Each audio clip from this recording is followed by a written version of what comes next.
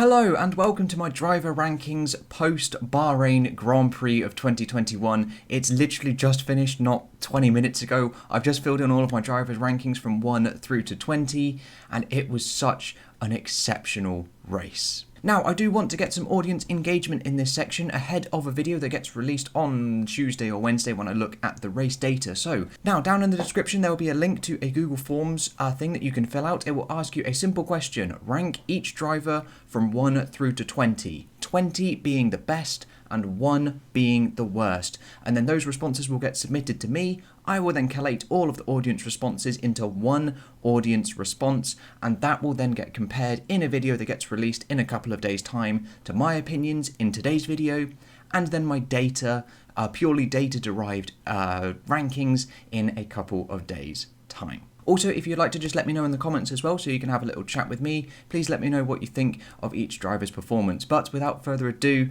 we are going to take a look at the driver rankings for the Bahrain Grand Prix. We're going to take a look at the championships and, of course, the audience prediction scores. I did absolutely terribly in this. But let's just kick things off with the 2021 World Drivers' Championship. It is led by Lewis Hamilton, 25 points, taking that victory ahead of Max Verstappen in a sensational Bahrain Grand Prix. It was amazing. Valtteri Bottas nabbing the fastest lap bonus point on 16. Norris in P4 in the McLaren and Sergio Perez fighting back up to P5 as well in the Red Bull. Very, very good stuff. And then taking a look at the Constructors' Championship, it is of course Mercedes that are leading that fight ahead of Red Bull by 13 points, and then McLaren are P3, just ahead of Ferrari, who are ahead of Alfa Tauri and Aston Martin. And with 4 teams yet to score, it is still all to play for. There is still 22 races left. But now let's take a look at my little predictions scores, and this is the leaderboard on the left. We have DDH Face TYY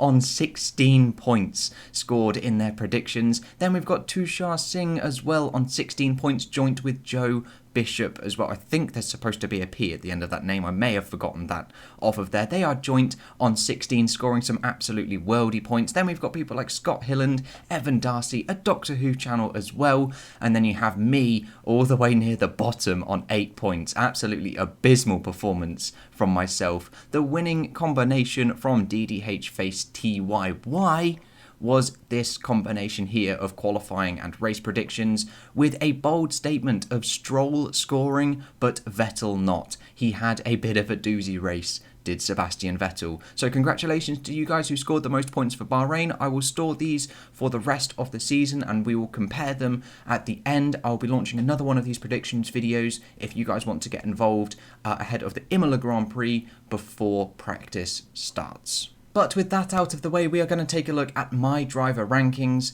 for the Bahrain Grand Prix, and we start with Lewis Hamilton. I've given him an 18 out of 20.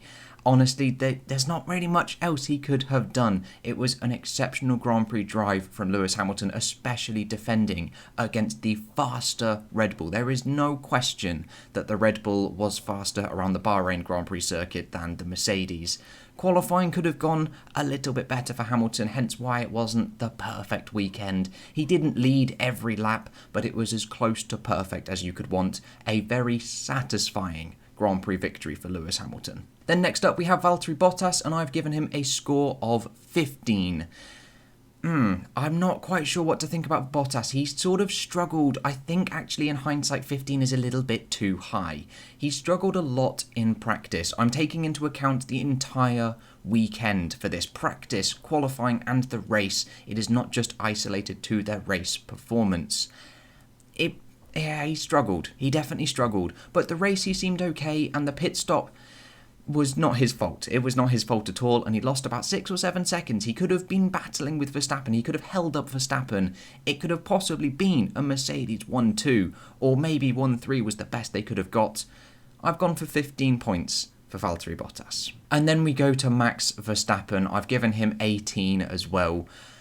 It was a mega weekend. It was the weekend that Red Bull need. They have never really started the season off running, and this time They so nearly did. And 18, I feel, is a very representative score for Max Verstappen. Pole position by 0.4 of a second, leading every single practice session and leading pretty much every single lap, and just not quite getting it right on that overtake, going wide at turn 4, having to give that position back. He said at the end of the race that he wished the team hadn't have told him to do that. He could have pulled that 5-second gap. Possibly. Lots of people are arguing that he may not have been able to do so. I personally think he could have. That car was so much quicker, especially in clean air. It would have been so much quicker than the Mercedes, and I think he could have pulled that 5-second gap. We shall see. But 18 points matched with Lewis Hamilton, a stellar opening weekend for Max Verstappen. And then we take a look at Sergio Perez, and I have given him 13. The reason I've given him 13 is nothing really to do with the race, because the race wasn't his fault. He had some exceptional overtakes throughout the race, which has pushed his rankings up. But it was practice and qualifying which has sort of pulled him down, as I am taking that into account, as the aim of this series is to compare my rankings, your rankings, and my purely data-derived rankings from the entire weekend. All of practice, all of qualifying, and the race as well.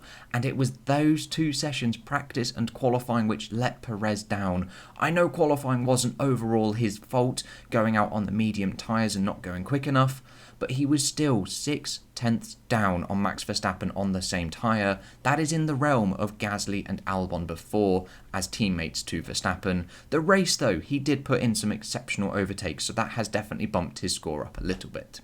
And then we head to Daniel Ricciardo. I've given him a score of 12. Again, it's sort of practice and qualifying that's slightly pulled this down. We didn't really see much or too much in the race from Daniel Ricciardo. There was a couple of decent overtakes and some very nice defensive moves, but overall I feel he was a little bit on the cautious side. Again, it's his first race in a brand new team. I'm not expecting him to be all guns blazing, super late braking overtakes like we know Daniel Ricciardo can do, which is why I've gone for 12 points out of 20. However, his teammate Lando Norris gets a score of 16. This was a mega weekend for Lando Norris on a track that doesn't really suit these Mercedes-powered cars, and especially cars of a low-rake, long wheelbase setup, which the McLaren is tending towards now that they have that Mercedes power unit in the back. And it was a mega qualifying to go wasn't P4, I think it was P6. I've completely forgotten where he was in qualifying now, but definitely within the top 10.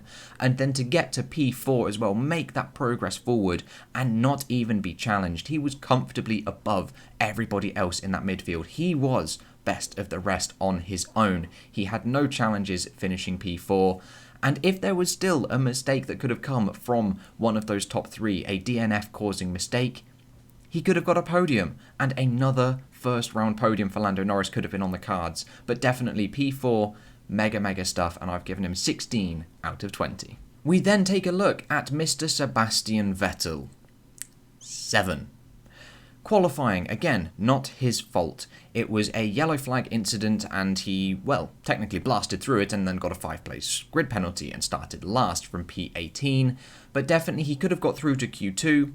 That hasn't helped him, and again that's sort of come into this score as it could have been a little bit lower because it wasn't overly his fault that he didn't get through to Q2, but equally practice, he didn't really have the measure of Lance Stroll, as we've had a look at all of the practice and qualifying data analysis series over this weekend so far.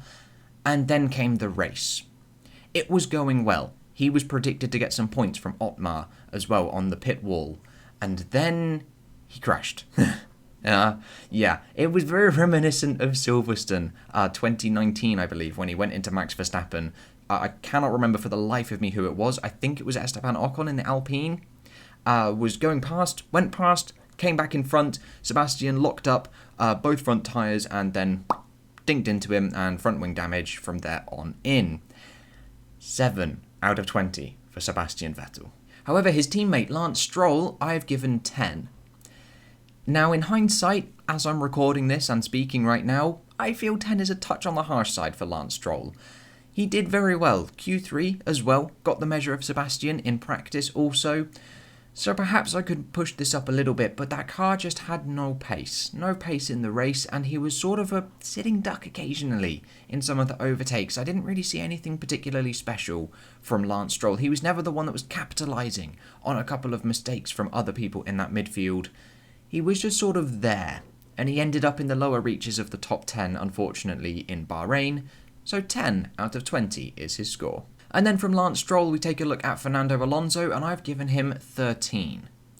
Again, I think 13 is a touch on the high side. He showed his prowess in qualifying. He was definitely outclassed 100% in practice by Esteban Ocon, but he showed his skill in qualifying, managing to get the Alpine into Q3, and then in the race was actually good. The race wasn't too bad. However, overheating issues on the brakes, whether that's his driving style, pushing those brakes to the absolute limit, causing them to overheat and therefore force him into a retirement, we don't know. We don't know what caused the overheating issues on the Alpine, as Esteban never had those issues either.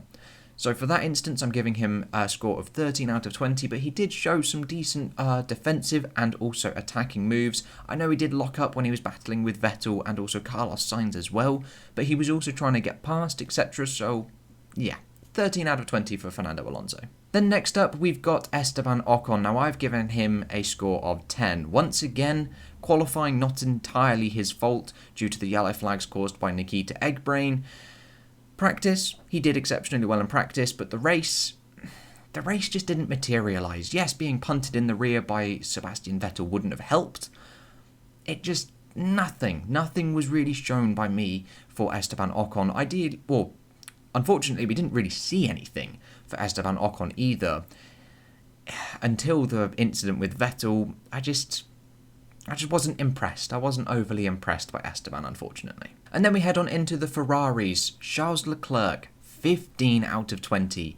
This man is incredible. Give him a decent car and he will extract everything possible from it. 2020 showed that he can extract everything from a crap car. Now, this Ferrari is much better than it was last year, and that was seen by his P4 in qualifying, which was exceptional. He was then running so well in the race also. I think he ended up P7, P6, I think he was overtaken by Perez in the last little stages of the race. A very, very solid effort, and so much better than that Ferrari was last year, and I've given him 15 out of 20. Then we take a look at Carlos Sainz, and I've given him 12. 12 out of 20 for Carlos Sainz. Practice was actually in favour of Carlos Sainz now that I think about it. Qualifying was the reverse. It was Charles Leclerc that was leading for 2 sessions rather than Carlos Sainz. And then the race, again, we didn't really see anything. About the only thing we did see of Carlos was him overtaking Fernando Alonso when going past Sebastian Vettel as well. So that was quite nice to see. But overall, he didn't quite compete with Charles Leclerc. He wasn't quite at that 15 level. Perhaps 13 could be on the cards, but I've given him 12 for the moment. Then taking a look at Pierre Gasly, I've also given a score of 13 to the Frenchman.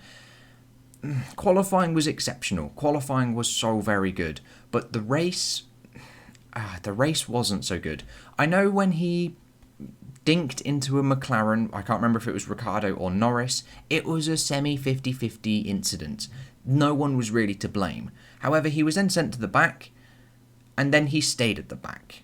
He didn't push forwards. In a car that is a mini rocket ship, he didn't progress forwards. He didn't get past the likes of the Williams, the Alfa Romeos. He stayed at the back. It only looked like he had some minor front wing damage. Yes, he lost his front wing, so perhaps the damage could have been a bit more terminal on his car. But overall, not entirely impressed by Pierre Gasly.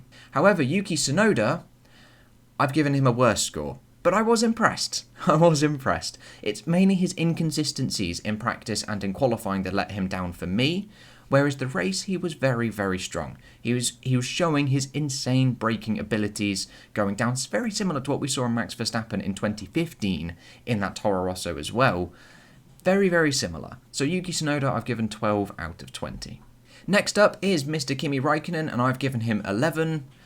Didn't really see anything. He was actually knocking on the door of points. He finished P11, and I've given him a score of 11 out of 20.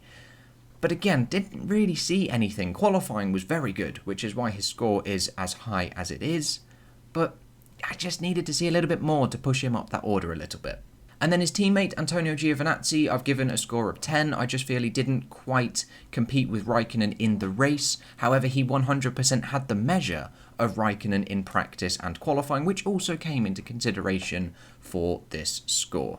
And then from Giovinazzi, we take a look at Mick Schumacher, and I've given him a score of 9, which seems a little bit harsh at first, and I imagine lots of people are going to say it's a bit too harsh, but I feel it is justified, as he did spin on his own, 100% on his own. Whether, I can't remember if it was during the safety car periods or just after the safety car period when he spun, can't remember, but it was definitely in the first portions of the race. And then from there, he just never recovered, never really had any decent battles. We never really cut to him defending or overtaking really well, which is why I've given him a 9, as it was a self-inflicted incident which pushed him all the way down to the back. However, Nikita Mazepin, 2. That's it. Enough said. 2. It should have really been a 1, but he didn't really have any incidents involving anybody else, so I didn't feel it warranted any lower score than 2. Then we move on into George Russell, and he scores 13. It was a exceptional qualifying. That lap or that second lap in Q1 to go up to like P7 to get through into Q2, mega. Absolutely mega. The race was a little bit of a struggle. He was running in the points for some portion. They went on a good strategy, and I think he ended up P14. So they extracted absolutely everything possible from the race. So 13 out of 20 for George Russell. Nicholas Latifi, however, 12. Again, it was a good practice. It was a good qualifying-ish, not quite up to George Russell standards. And then again, the race, we just never saw anything.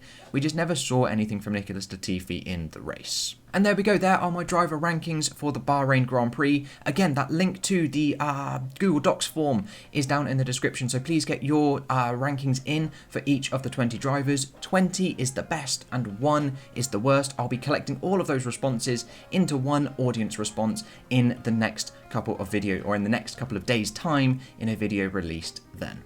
But that's all I've got for you today, guys. I hope you have enjoyed, and I will catch you in the next episode with whatever and whenever I decide to make it. I'll see you guys then.